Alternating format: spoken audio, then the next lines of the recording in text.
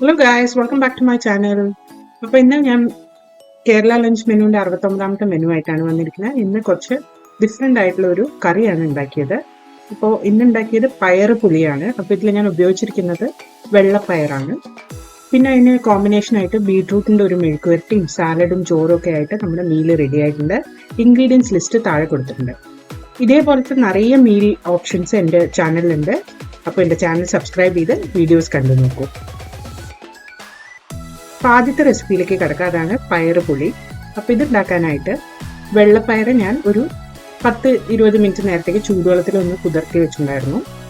ഇനി അത് പ്രഷർ കുക്കറിലേക്ക് ആഡ് ചെയ്തിട്ട് അതിലേക്ക് ചതച്ച ചെറിയുള്ളി, വെളുത്തുള്ളിയും പച്ചമുളകും ചേർത്ത് കൊടുത്തിട്ടുണ്ട്. ഇതിൻ്റെ ഒപ്പം ആവശ്യത്തിന് ഉപ്പും മഞ്ഞൾപ്പൊടിയും കൂടെ നമുക്ക് ചേർത്ത് വെക്കാം.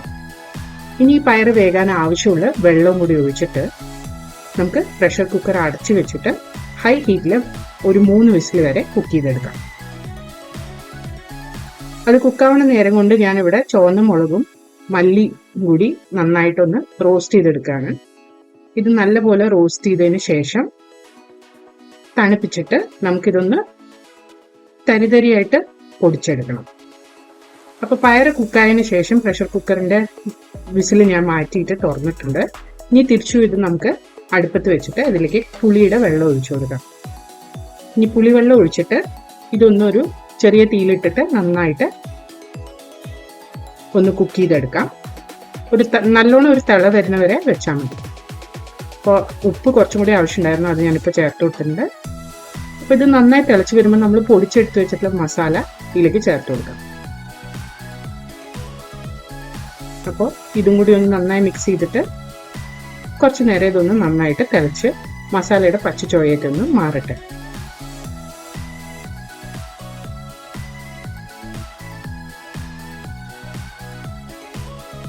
അപ്പോൾ ഇടയ്ക്ക് ഞാനൊന്ന് ഈ ബീൻസിനൊന്ന് മാഷ് ചെയ്ത് കൊടുക്കുന്നുണ്ട്.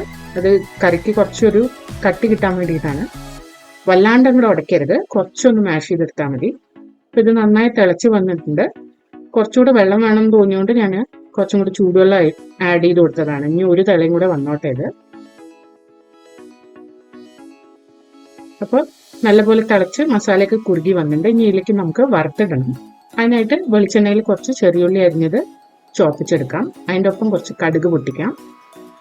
കടുക് പൊട്ടിക്കഴിയുമ്പോൾ ചുവന്ന മുളകും കറിവേപ്പിലയും കൂടി ചേർക്കാം.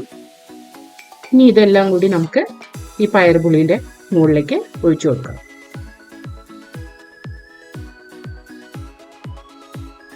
അപ്പം അങ്ങനെ നമ്മുടെ സിമ്പിൾ പയറുപുളി റെഡി ആയിട്ടുണ്ട്. ഇത് നമുക്ക് അടുപ്പത്തൊന്നും ഇറക്കി വയ്ക്കാം. ഇനി അടുത്ത റെസിപ്പി ബീട്രൂട്ട് മെഴുക്കുവരട്ടിയാണ്. അതുണ്ടാക്കാനായിട്ട് അടുപ്പത്ത് ഞാനൊരു ചീനച്ചട്ടിയിൽ വെളിച്ചെണ്ണ ചൂടാക്കിയിട്ടുണ്ട്. അതിലേക്ക് കടുക് ഉഴുന്ന് പരിപ്പ് ഇട്ടിട്ട് നമുക്കതൊന്ന് പൊട്ടിച്ചെടുക്കാം.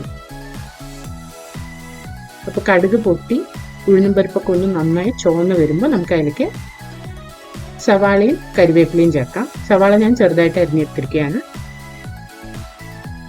ഇനി ഈ സവാള ഒന്ന് കളർ മാറുന്ന വരെ നമുക്കൊന്ന് വഴറ്റിയെടുക്കാം.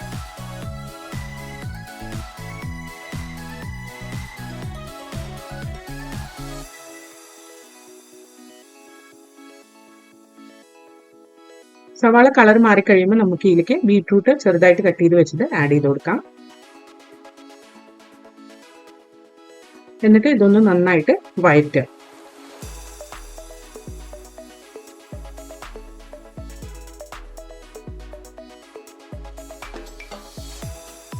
ഇനി ഇതിലേക്ക് നമുക്ക് മഞ്ഞൾപ്പൊടി ആവശ്യത്തിന് ഉപ്പും ചേർത്ത് കൊടുക്കാം.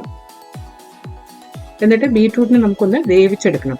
അപ്പം അതിനായിട്ട് ഒരു ടീസ്പൂൺ അല്ലെങ്കിൽ ഒരു ടേബിൾ സ്പൂൺ വെള്ളം ഇതിലേക്ക് ഒന്ന് ഒഴിച്ചു കൊടുക്കാം. എന്നിട്ട് നമുക്ക് ഇത് മൂടിയിട്ട് അടച്ചിട്ട് ബീട്രൂട്ട് വേവുന്നവരെ അടുപ്പത്ത് വെക്കാം. ചെറിയ തീയിലിടാൻ മറക്കരുത്. അപ്പോൾ ഇടയ്ക്കിടയ്ക്ക് ഒന്ന് ചെക്ക് ചെയ്തോളൂ, അടി പിടിക്കാണ്ടിരിക്കാൻ വേണ്ടിയിട്ടാണ്. അപ്പോൾ ബീട്രൂട്ട് കുക്കായി വന്നിട്ടുണ്ട്. അപ്പോൾ ഇനി ഇതിലേക്ക് നമുക്ക് ഒന്നില്ലെങ്കിൽ മുളക് പൊടി ചേർക്കാം. പക്ഷെ ഞാനൊരു ചേഞ്ചിന് വേണ്ടിയിട്ട് ഇവിടെ ഇടിച്ച ചുവന്ന മുളകാണ് ചേർത്ത് കൊടുത്തിരിക്കുന്നത്. അതൊന്ന് നന്നായിട്ട് മിക്സ് ചെയ്ത് കൊടുക്കുക. എന്നിട്ടൊരു 2 മിനിറ്റ് നേരം കൂടെ ചെറിയ തീയിൽ ഇടയ്ക്കിടയ്ക്ക് ഇളക്കിക്കൊണ്ട് മെഴുക്കുവരട്ടി നമുക്ക് റെഡിയാക്കി എടുക്കാം. അപ്പം നമ്മുടെ മെഴുക്കുവരട്ടിയും റെഡി ആയിട്ടുണ്ട്. ഇന്നത്തെ 2 റെസിപ്പീസും നിങ്ങൾക്ക് ഇഷ്ടപ്പെട്ടു എന്ന് വിചാരിക്കുന്നു. ഇഷ്ടപ്പെട്ട വീട്ടിൽ ട്രൈ ചെയ്ത് നോക്കിയിട്ട് കമൻറ്റ് സെക്ഷനിൽ അറിയിക്കുക. അടുത്ത പ്രാവശ്യം ഒരു പുതിയ റെസിപ്പിയുമായി വരുന്നവരെ ബൈ.